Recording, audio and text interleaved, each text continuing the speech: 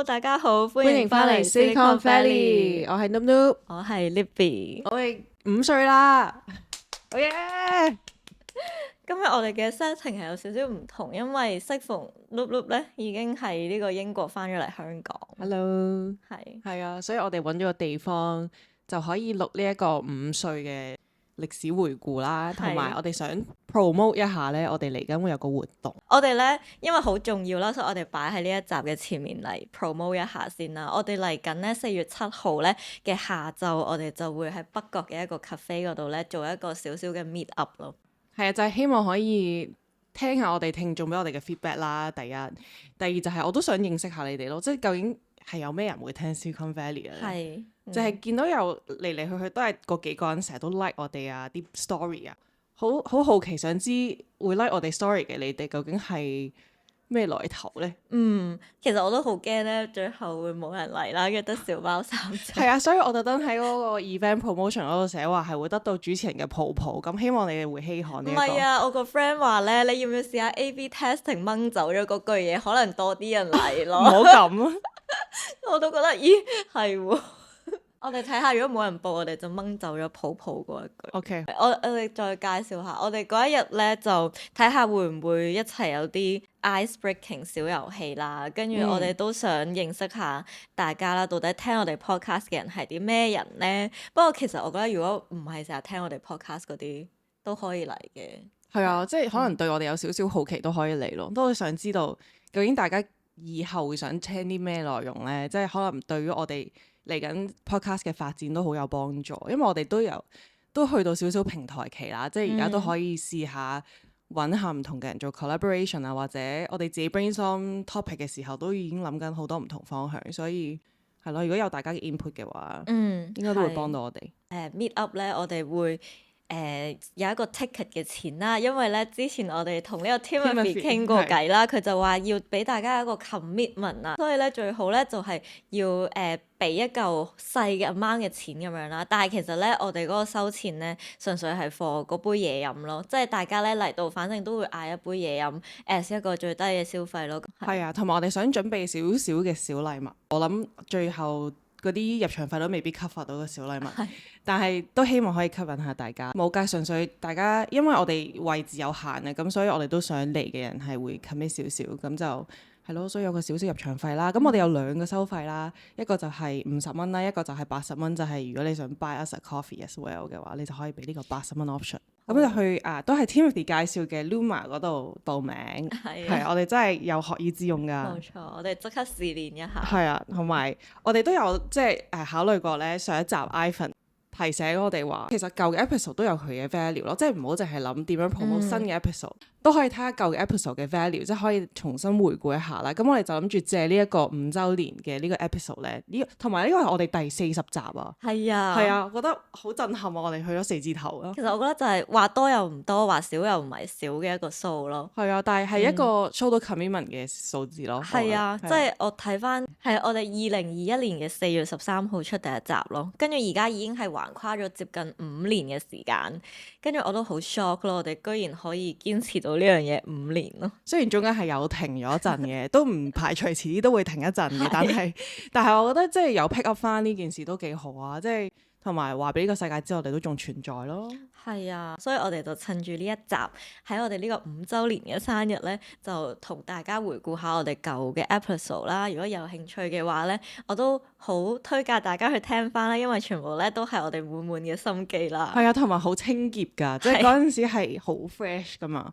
所以講嗰啲嘢嘅時候都即係都唔好介意我哋可能有少少低 B，但係我覺得都幾 Q 啊，聽翻。係啊，所以我哋今集咧就決定要講下幾個 category， 4個 category嘅 episode 係啦，咁仲有個小秘密嘅，去到最尾係 OK 係啦。但係喺開始之前呢，我就想 recap 一翻我哋以前呢，我哋嘅 podcast 有個舊嘅 format，就係一開波呢，我哋就會講下我哋呢個禮拜上一集到而家食過啲咩啦，或者飲過啲咩好正嘅嘢啦，或者好服嘅嘢啦，然後到最尾就會講下一啲我哋個腦食咗啲咩，即係有啲咩我哋睇過啊、聽過啊，覺得有營養嘅嘢係值得分享咁樣。其實我係中意呢個 format 多啲嘅，因為咧可以即係講下啲日常啲嘅嘢。係啊，同埋主要係因為我哋想 keep 我哋個 podcast 係去到20分鐘至30分鐘嘅長度，即係大家可以一口氣聽完咯。係啊，所以如果今集長少少冇所謂啦，因為大家生日快樂啊嘛。係啊，唔知咧大家中意邊個 format 都可以話俾我哋聽。係咯，我都想知啊，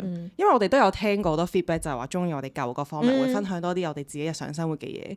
咁但係我又擔心嗰個重心冇放喺嗰一集嘅主題咁樣。咁所以係啦，呢個都係需要 A/B test 下，我覺得。咁你 share 下先。我 share 下先，就係我最近個胃發炎啦，咁所以我日日都係食啲超容易消化嘅嘢咯，就係即食通粉。係啊，出前一丁有一隻即食通粉咧，係有家庭裝。咁有一次我家姐嚟探我家姐喺香港翻英國探我嘅時候，就買咗個出前一丁嘅綠色包裝嘅，係我唔知你哋大家有冇見過，因為我英國嘅中國超市係冇見過嘅。咁所以呢個係純粹係因為家姐買過嚟，所以我先見過啦。佢一包裝係家庭裝，係我諗可以整到8碗即食通心粉。跟住佢係有係咪5碗定8碗我唔記得。但係佢係有俾湯包嘅，咁就係有佢 suppose 係幾多個 portion 就有幾個湯包咁啦。咁因為我差唔多食到最尾，但係我就係有呢個即食通粉救咗我一命咯。因為我喺個胃發炎嘅時候，我病又發燒啦，跟住又好唔舒服啦，跟住係完全冇心機煮飯咯，就係即食通粉救咗我一命。所以我就覺得值得一提，就係去同埋 mark 低自己，記得啱啱經過咗一段好辛苦嘅時間。等陣先，即食通粉會加咩料嘅先？冇理由齋食即食通粉㗎嘛。咁去到胃發炎嗰下，我就真係淨係食即食通粉，真係純粹浪胃咯落嚟。我有時會整隻蛋咯，咁但係其實蛋都有少少難消化。哇，好辛苦喎。係啊。以前我記得即係要做嗰啲腸胃鏡嗰啲咧，個醫生就會叫我哋食米粉咯。即係都係啲易消化嘅嘢咯，跟住就日日喺度食嗰個福字嗰隻浸嗰隻米粉。係啊。係啦，咁係咯，就係咁啦，好 so sad，我覺得我呢個分享，但係就係 reflect 咗我最近咯，因為我最近真係壓力好大啦，跟住就唔知係咪因為壓力所以就搞到胃炎咯。哦，而家好翻少少啦，跟住我頭先錄嘢之前去咗 M 記飲咗杯奶茶都飲唔晒成杯，因為好削胃啊。真係壓力咯。係啊，好好保養身體，因為我前排感冒流感，跟住我公司就講緊 deadline，所以我就冇請病假。流感即係發晒燒咁樣都繼續做嘢啦，跟住到個感冒散咗之後就開始胃炎咯。咁所以就係奉勸大家都係病就最好請病假啦，有 full time 嘅同事、同學、同事。OK，this is so sad。係啊，咁你咧希望有啲好啲嘅分享啦。我都可以 share 個開心啲嘅，就係我上個禮拜咧就去咗北海道，係一個朋友嘅生日 trip 啦，我哋去咗滑雪啦。咁我係第2次去北海道啦，第1次去咧其實係以前同屋企人跟團去嘅，咁所以已經冇晒印象㗎啦，我就係記得嗰啲海膽啊、刺身嗰啲好好食咁樣啦。咁但係今次我哋去咧就 book 咗一間比較特別啲嘅餐廳咧，就係去慶祝我哋嘅朋友生日啦。咁咧嗰間嘢咧就叫做 Melly Mellow。個名都幾得意啦，跟住咧佢係一間食日法料理嘅，然後佢呢間餐廳咧係成間嘢咧 maximum 就係得6個位。點解好似聽過嘅？有聽過？可能係啲 reels 啊。唔知咧，但係我同你講㗎。都有學，定係你第一次去嗰陣時已經去過啦？我冇啊，呢個係第一次。真係好似聽過你，可能你講嘅，唔記得啦。anyways， 跟住咧嗰間嘢咧，我哋嗰一日去咧就係我哋3個人啦，再加另外有2個唔識嘅人啦，咁所以咧全晚嗰間餐廳淨係 serve 呢5個客咯，就冇㗎啦。真係日本人先做到呢個。係啊，真係日本人啊，唔愛錢嘅人啦。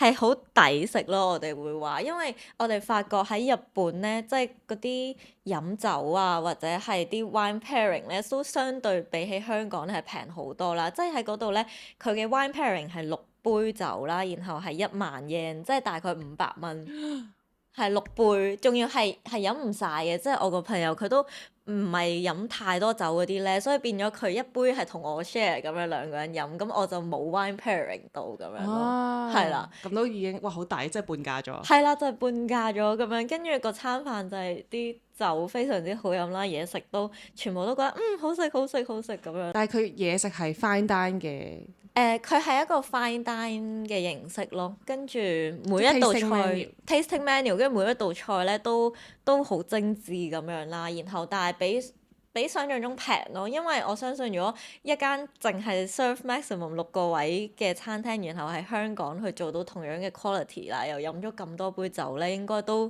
冇2、3千都走唔甩咯。但係嗰一晚食嗰餐飯就係1000頭咯，係啊，咁所以就as 一個慶祝生日嘅一餐晚飯嚟講，我覺得就係非常之高質咯，亦都好推介大家去咯。如果有聽到呢一集嘅話咧，就執到寶啦。我相信好多可能啲香港人都已經識揾呢啲窿路啦，係嘛？唔知啊。咁如果唔係就多謝呢邊嘅推介。係啦。我哋第一個 category favorite episode。頭先咧就喺度講起 M 記奶茶啦，其實我自己 mark 低咧，我嘅其中一個最中意嘅 episode 咧，都係奶茶嘅嗰個 episode，係應該好舊噶啦。咩港式味道啊？係咪？嗰個有個 series 㗎，我哋嘅第4集個 title 咧就叫做咩味道？係啦，港式係咩味道？奶茶咁樣啦。呢一集係我自己擺咗落 favorite 啦，因為咧我諗翻起以前我哋錄嘅 podcast 咧，啲 topic 其實都幾跳嘅，所以即係話我哋想盡量錄多啲關於 tech 嘅嘢啦，但係我哋都唔係好跟啦，即係我哋都係純粹錄啲我哋自己有興趣嘅 topic。咁所以嗰陣時候咧，我係即係21年嗰個時候咧，我係非常之熱衷於研究奶茶呢樣嘢啦，同埋咖啡，係同埋咖啡啦，即係呢啲飲品類嘅嘢啦。我直情係想去做嗰啲茶水吧姐姐咁樣噶啦。前幾日喺度聽翻呢一集咧，我就係覺得哇！我真係如果中意一樣嘢，即係某個時間點好中意嗰樣嘢咧，我係會研究得都幾深入啦，跟住就會去睇晒佢嘅 background 啦，跟住我記得嗰一集仲講話去咗呢個深井去揾咗一個伯伯飲咗一杯98蚊嘅奶茶啦，係啊，跟住同佢傾咗4個鐘計啦，跟住我都哇諗翻嗰陣時候都可能喺當下唔覺啦，但係而家睇翻應該都係一個比較 carefree 啲嘅 period 咯，即係5年前嘅自己咯。但係唔知點解嗰陣時候又會覺得自己好大壓力咁樣咯。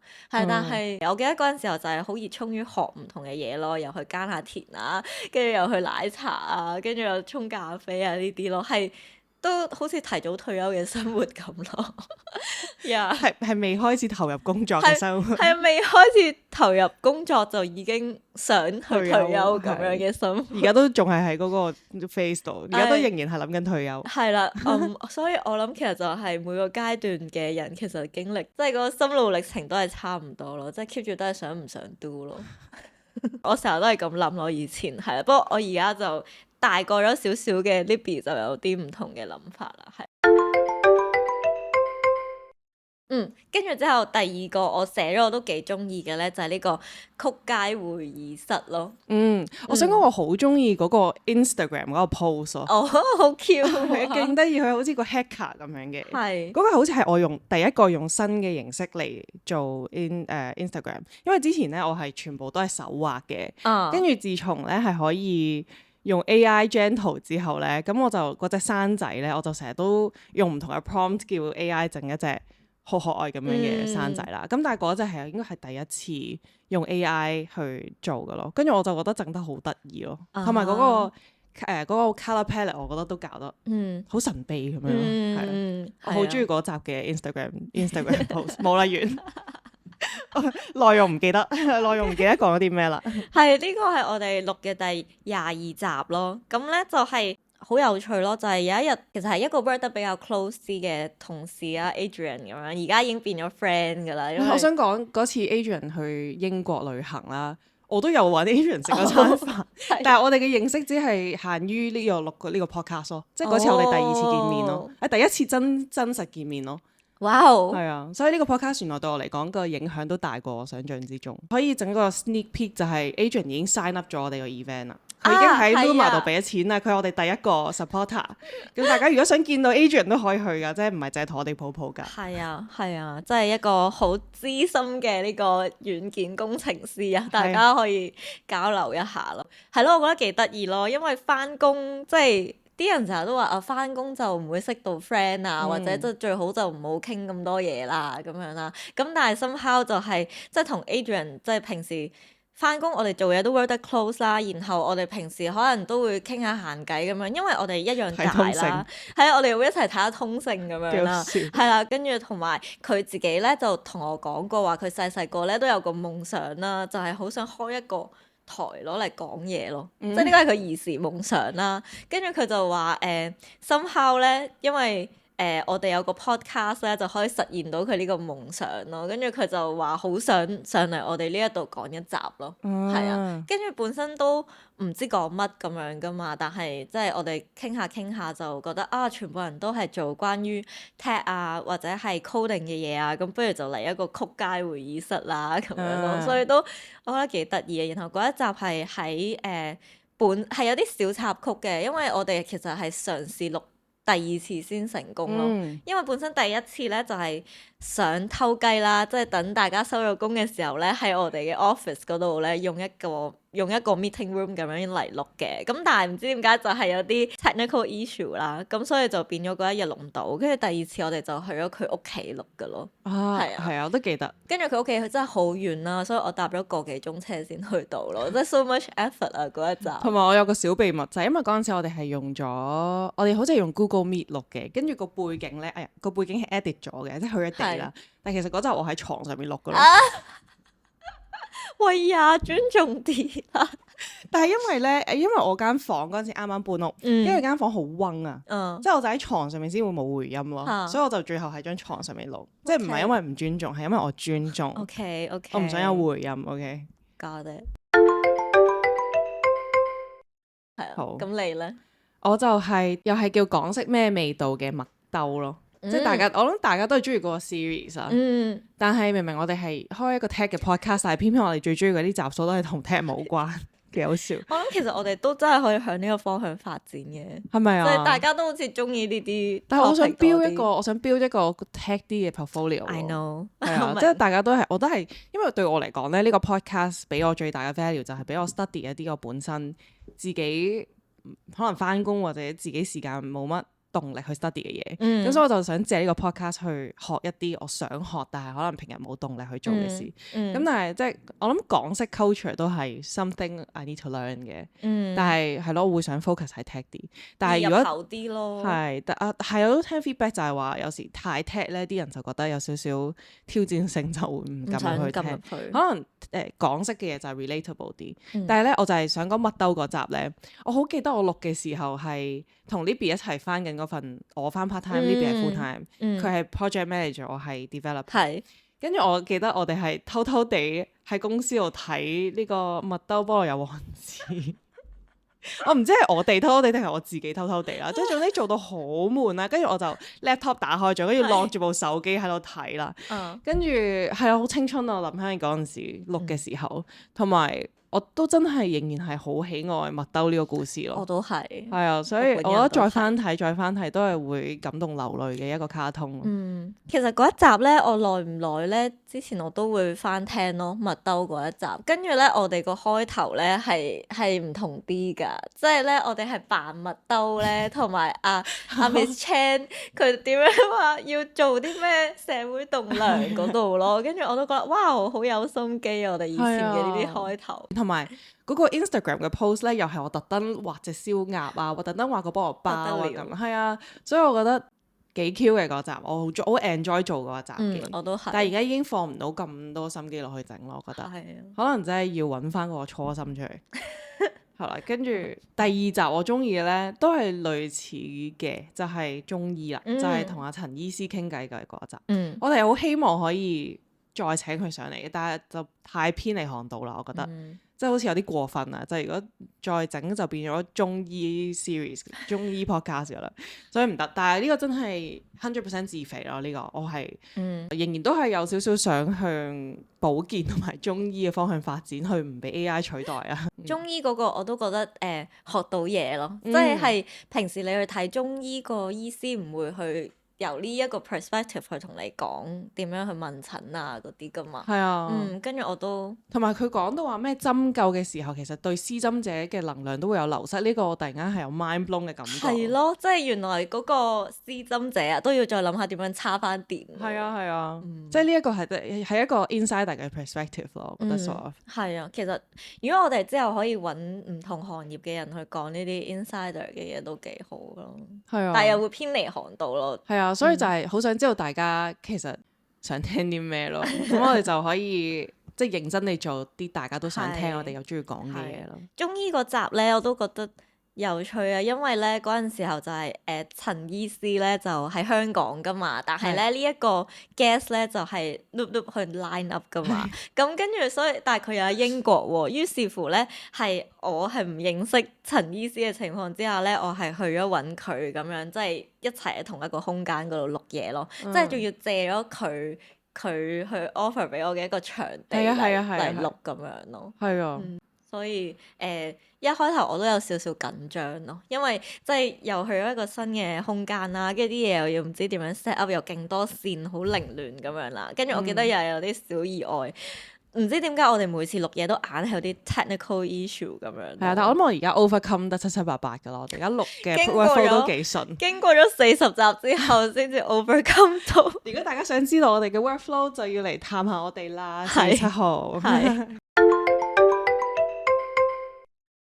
好啊，咁啊，我哋講完我哋最喜愛嘅 episode 啦，咁我哋就睇下有冇一啲黑馬嘅 episode。黑馬，即係我哋可能冇為意嘅，錄嘅時候覺得麻麻地咁樣啦，係跟住突然間跑出嘅。係係啊，咁我哋就即係 bring up 翻我哋以前我哋係 Spotify 比較係我哋 mainstream 嘅一個 streaming platform 啦。咁咧就最多人聽咧就係我們的理想和現實職場篇，呢個係我哋第一集啦。咁就係最多人聽嘅，但係咧，即係我覺得呢個 to be expected 嘅，大家都想知我哋咩料就會聽翻第一集，即係可能聽完最尾即係聽最新嗰集之後，可能都會聽翻第一集開始咁。所以我哋就我覺得呢個都係 expected，但係有個唔 expected 嘅咧就係我哋嘅第12集啦，叫做炒得起的碳信用。呢集就係講 carbon credit 嘅，即係點樣，即係啲公司點樣買翻啲良心翻嚟。即係佢哋用好多，哋燒好多碳，點樣可以買翻啲碳信用翻嚟？咁大家如果想知道啲，就去翻聽翻嗰一集啦。其實真係冷門到不得了咯，但係當時候點解會去錄呢一集呢？係因為我嗰陣時候翻，唔係啊，我嗰陣時候翻嘅 startup 啦，即係你翻咁 part time，我翻 full time 嗰份工咧，喺科學園嗰度咧。咁跟住之後就係研究緊呢樣嘢嘅，係啦，kind of 就係睇緊呢啲 carbon credit 啊，跟住點樣去吸碳啊，啲樹啊嗰啲啊嘛。跟住我記得就係有一個 project。就係要去做呢啲 market research，咁咧我純粹就係研究落之後就覺得幾有趣喎，原來吸碳呢壇嘢係可以變錢㗎喎，咁我就嘗試將我返工 research 咗嘅嘢咧，睇下點樣即係 pack 成一集嘅內容去分享啦。咁我就冇 expect 咯，點解咁多人聽嘅呢集已經係即係同我哋第一集嗰個聽嘅人數係差唔多咯喎，即係。係啊，黐住咯，佢就係第2咯個 rank。係啊，所以都真係幾 surprise。然後我諗緊咧，其實係咪因為個 title 咯？即係後來我都覺得其實 podcast 個 title 都幾緊要，因為就炒得起啲人。香港人真係市儈。市儈有錢嗰啲就一定要聽哦，點樣賺錢？話我知咁樣咯。但係其實唔係咯，即係 individual 嘅人咧就好少真係會攞碳信用嚟炒嘅，其實都係啲公司 B to B 為主咯，係啊，但係我都好 surprise，竟然咁多人有興趣去知乜嘢係 carbon credit。係啊，我覺得呢一集係因為我係冇 prepare 㗎，呢集係 Libby prepare 㗎啦，我去到就係錄嘅啫，所以對我嚟講係完全冇 expectation 㗎咯，我都係錄完之後好似自己都學咗啲嘢咁樣，跟住就點知就跑出咗，我覺得幾意外嘅，希望遲啲會有呢啲躺平嘅集數。好，跟住咧，我自己 mark 咗嘅2個覺得都幾黑馬嘅 episode 啦。第一個咧都係頭先講嘅呢個曲街會議室啦，因為咧我記得我2026年頭嘅時候 Spotify 嘅 rap 咧，佢咪會 conclude 下你呢一年咧係即係邊啲最多人聽啊，跟住嗰啲數據咁樣啦。咁as 一個podcast creator 咧都有一個 rap 啊，咁跟住就係好 surprisingly 咧最多人聽嘅嗰一集，竟然就係呢一集咯。上年即係OK，即係年度最多人聽就係呢一集。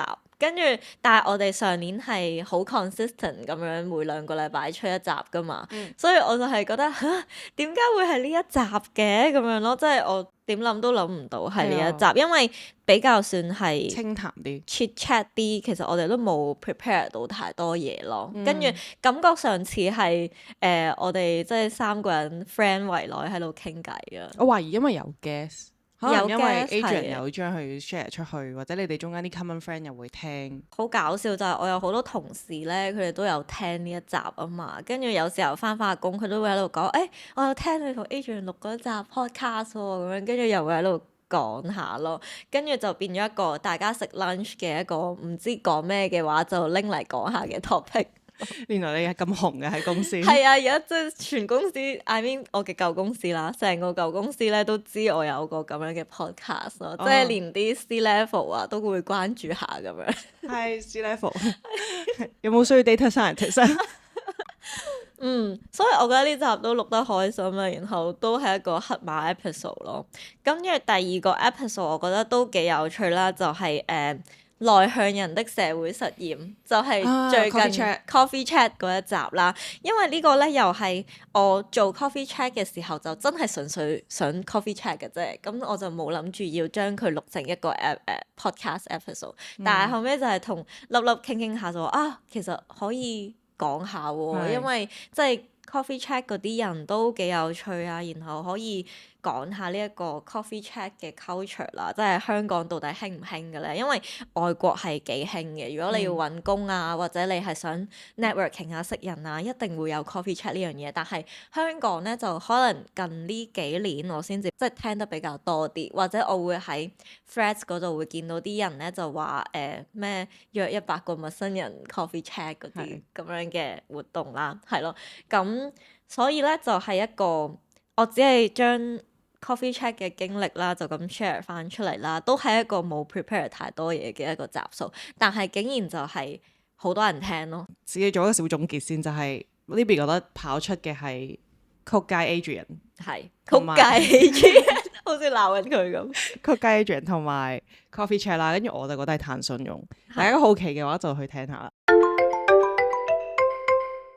係啦，跟住下一個 category 啦，就係大跌眼鏡，即係好似準備咗好多，覺得係㗎啦，呢一集我哋 viral 㗎啦，點知係有隻烏鴉頭頂飛過。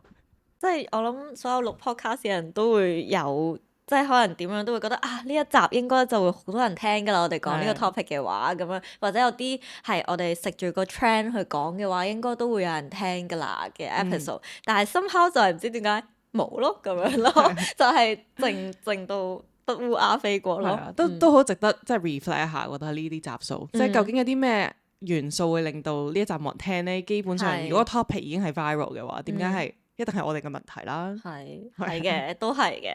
係啦，咁你講下先。我咧寫咗嗰一集都係比較近期啲啦，就係我哋講 AGI 同埋 The Thinking Game 嗰一集咯，係因為係 Pluribus 嗰集啦。咁嗰陣時候係好 hype 嘅，即係好多人都喺度講呢一個劇集啦。然後亦都因為個導演係之前拍Breaking Bad 嘅導演拍嘅一個劇集啦，咁所以咧 suppose 係一個滿話題嘅劇集。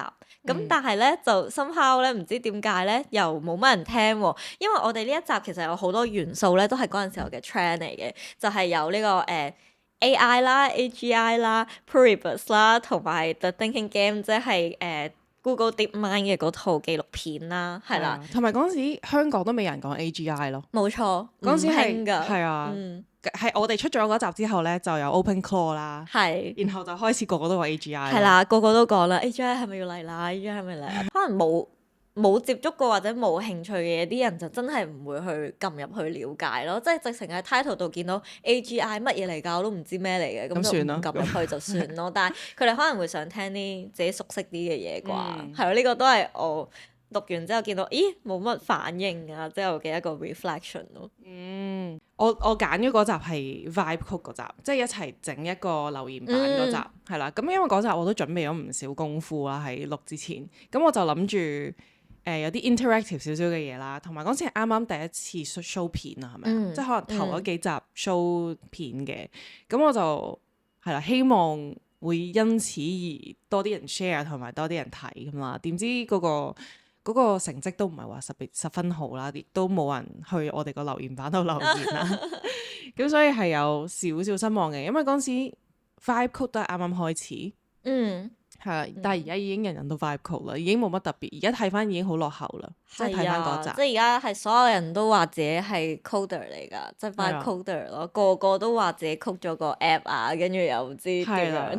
係啊，但係嗰陣時啱啱開始有 front end 嘅 Vibe Code 嗰啲 platform，咁我哋就諗住小試牛刀。但係我諗大家都已經有經驗啦，去到而家，即係冇我哋啱啱錄呢一集嘅時候咁震撼咯。我哋錄嘅時候係真係尖叫㗎咯，喺嗰集度。即係我哋每 Vibe Code，即係我哋打一個 prompt，跟住佢就 gen 咗成個 UI 出嚟，我哋係好震撼嘅嗰陣時候。但係而家已經係啲普通嘢咯，即係 nothing special 食生菜咯。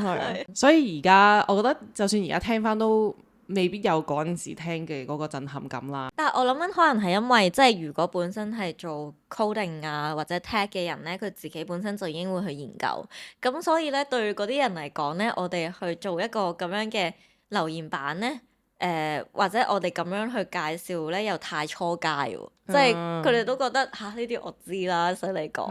但係對於嗰啲冇用開嘅人嚟講，佢哋又唔會真係會做呢件事。係啦，覺得好似都係好難咁樣。係啊，都唔關我事咁樣。但係就係我哋嘗試用一個即係易入口啲嘅方法，話俾大家知，其實 coding 都唔係咁難，即係因為而家有 Vibe Coding，大家都可以試下咁樣，但係冇人試啊。係啊，但係可能唔知係咪個 execution 做得唔係幾好，但係我覺得個 format 即係如果有啲 interactive 啲嘅嘢，希望係會多啲互動咯。我諗就係因為始終 podcast 呢樣嘢都係聲音為主，又唔係喎。講下，即係雖然我話podcast 係聲音為主啦，但係我發現而家嘅 podcast 都趨向緊 video 化咯。係啊，即係硬係唔知點解咧會變咗係一條 YouTube 片咯。係啊，我哋都唔想拍 YouTube 片嘅本身，但係發現真係 reach 多咗好多人嘅會，咁所以都係需要嘅。係啊，但係我就覺得唔應該係咁咯。本來聽 podcast 就係 for 可能通勤嘅時候，或者你洗碗啊，做緊啲其他嘢，跟住就攞嚟做 background 咁樣去聽下嘢咁樣噶嘛。點解仲要 video 咧？係咯，係咯，係咯。係啦，咁但係咧，如果有少少想幫你推下數字嘅話，就走去聽翻呢個 Vibe Code 同埋 AGI 嗰集啦。AGI 嗰集我覺得而家聽都仲 relevant。係啊，係，我覺得我哋都即係呢個係基本 explain 咩叫 AGI 嘅一集啫，咁都仍然係 relevant 嘅，因為我哋都係就嚟到同埋未到中間咯，咁所以都係一個好 hit 嘅 topic 嚟嘅 so far。最後一個我哋嘅神秘 category 就係我哋已刪除嘅集數。係，我哋有啲 episode 咧係錄完之後冇出到嘅，直情剪埋啊，但係我哋冇出到嘅咯。係2022年，我嗰陣時啱啱翻英國啦，跟住我一翻到嚟就俾人偷電話，然後就錄咗一集我俾人偷電話嘅過程同埋故事咁樣啦。喺邊度話？英國啊？喺英國喺Covent Garden。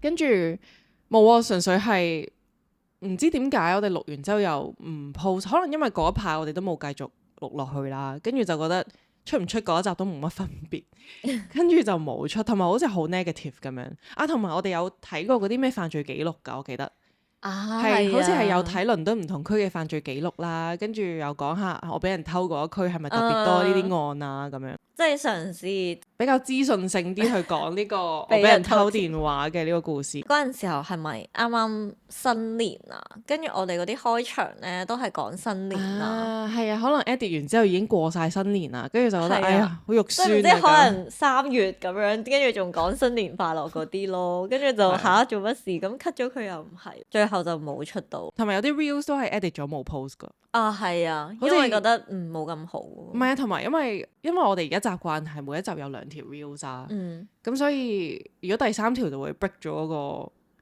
個 pattern，所以有一集中醫剪咗係冇 post 啊，跟住 Timothy 嗰集就係剪多咗一條 reels 都係冇 post。咁啱咯，而家咪湊翻2條，咁咪唔會 break 咗個 pattern。仲有啊，我哋其實咧有一條係 archive 咗嘅咯。啊，係啊，係係即係如果大家碌翻嗰個順序1 2 3 4 5，你會見到有一個數字係飛咗咯。係啊，係啊。有一集咧就係我哋同我一個 friend 啦，喺英國讀書識嘅一個 friend，佢叫 Brian 啊。咁咧就錄咗一集講關於咖啡嘅，係啦。咁咧嗰一集其實內容就冇乜問題嘅，但係點解我哋 archive 咧係因為嗰個音質真係差到我自己聽都會覺得頭痛咯。我記得嗰一次係喺旺角嘅一個 share office space 嗰度錄㗎啦。我哋仲要特登 book 㗎咯。係啊，俾錢 book 㗎，第一次俾錢 book 咯，唯一一次俾錢 book 場咯。係啊，好認真咁樣對待佢哋，佢係我哋第一個 guest 喎，因為係，但係到最尾都係過唔到自己個關啊，嗰個音質。係啊，真係太差咯，因為嗰陣時候係一個好細嘅 meeting room 啦，跟住佢得一張台，乜都冇，咁變咗咧你講嘢就會好大嘅回音。係啊，同埋嗰陣時我哋係一個錄音機咯。係啦，一個錄音機錄3個人喎。係啊，係我哋嗰陣時候嘅器材就係咁不足咯。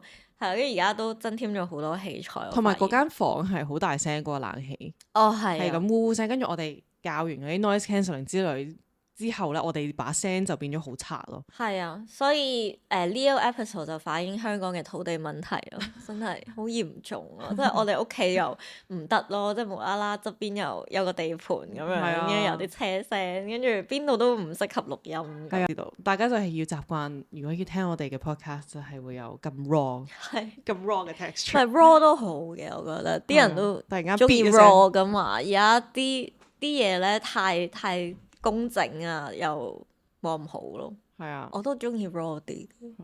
咁可能我哋遲啲邁向 raw 嘅，即係倒退翻。係啊，變翻一個錄音機咁樣。即係我哋做 TED，但係啲嘢回歸自然咁樣。我哋係喺草地嗰度錄。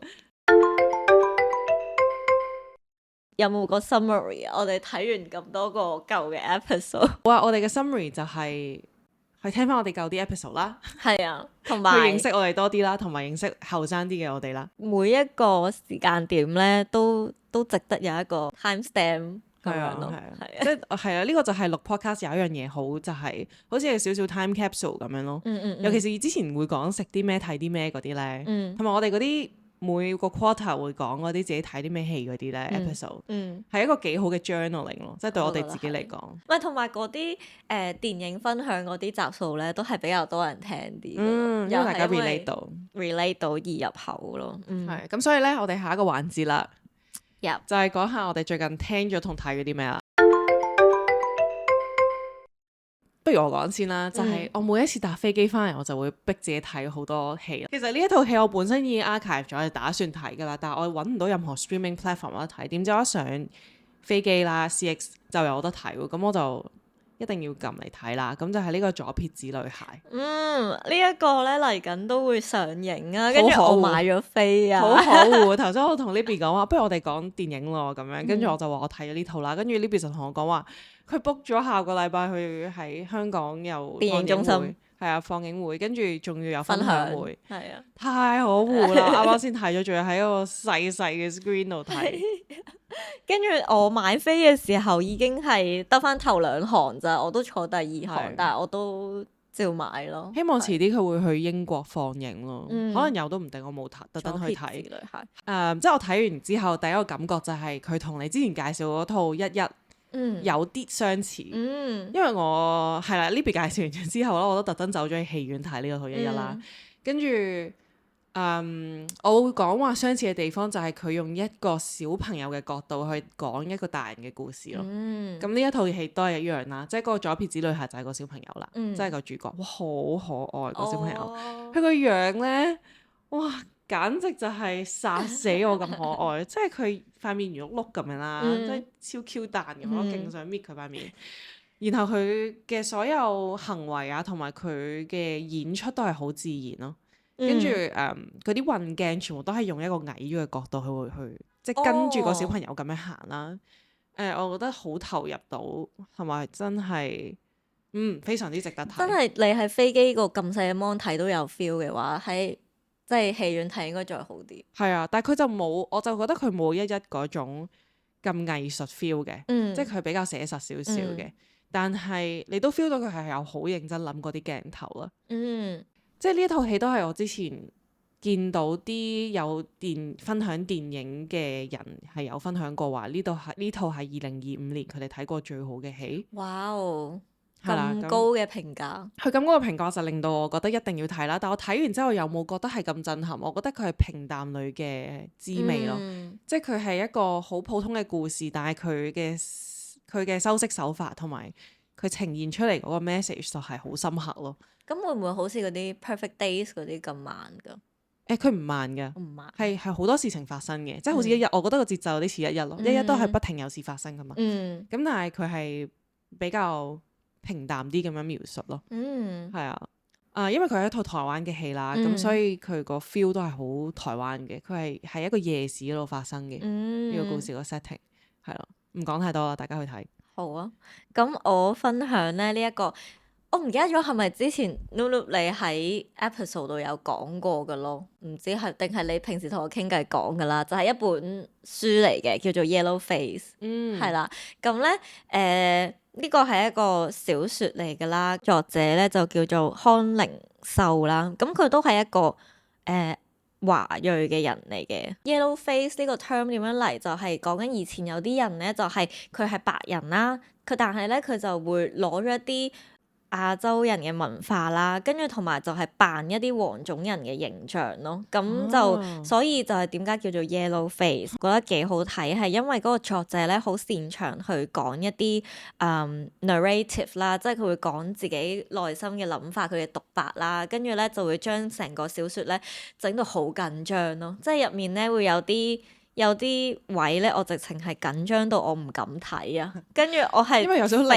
異嘅元素喺入邊。係啦，跟住就係咪真係有鬼㗎咁樣嗰啲位啦？跟住我唔敢睇，我直情係會飛。但係我係應該冇試過睇小説咧，會係咁緊張咯。即係我係夜晚咧，如果我瞓覺之前睇呢本書咧，我係會有少少瞓唔着。即係我要 wind down 少少，唔好再諗呢本書入面嘅嗰啲嘢咧，我先至可以瞓咯。我覺得佢個 vibe 有啲似 You 咯，你有冇睇過 Netflix 嗰套 You？ 有啊，係佢有少少嗰種感覺咯。係啊，所以我都覺得哇，好緊張，好緊張，然後都幾犀利咯。因為我平時咧，我都覺得書即係文字呢一個咁樣嘅 medium 咧，係我比較難入到去嘅。但係呢本書唔會令我悶咯，所以我都覺得推介嘅。如果大家想有一個幾緊張嘅小説，同埋我覺得好耐冇睇書嘅人可以用呢本書嚟 pick up 翻 reading 咯。都真係因為呢本就係我好耐冇睇，跟住攞翻起我就睇咗呢本書啦。咦，我都係咯，exactly 就係因為我2026咧咪 set 咗啲KPI 嘅，我今年要睇10本書啊嘛，咁呢一本咧就係繼上次 Adrian 俾我嘅嗰本投資書之後嘅第一本書咯，係啊，咁所以咧我都睇得幾快嘅都算係。真係 page turner 嚟嘅。係啊，撳你會 keep 住想撳落去㗎。我哋都差唔多嚟到呢一集尾聲啦，咁就係呼籲一下大家，第一去 Luma 報名參加我哋嘅聚會啦，會有小禮物㗎咁樣。跟住第二就係可以 subscribe 下我哋嘅 YouTube 啦，like 下我哋啲 episode， 同埋喺 Spotify 或者 Apple Podcast 俾粒星我哋，俾5粒，唔係淨1粒。係好啦，咁大家如果有啲咩 topic 咧，都會想聽多啲嘅話咧，都可以留言話俾我哋知啦。我哋都好希望收到觀眾、聽眾嘅一啲 feedback 咁樣。對，咁好啦，我哋上翻地面先，拜拜拜。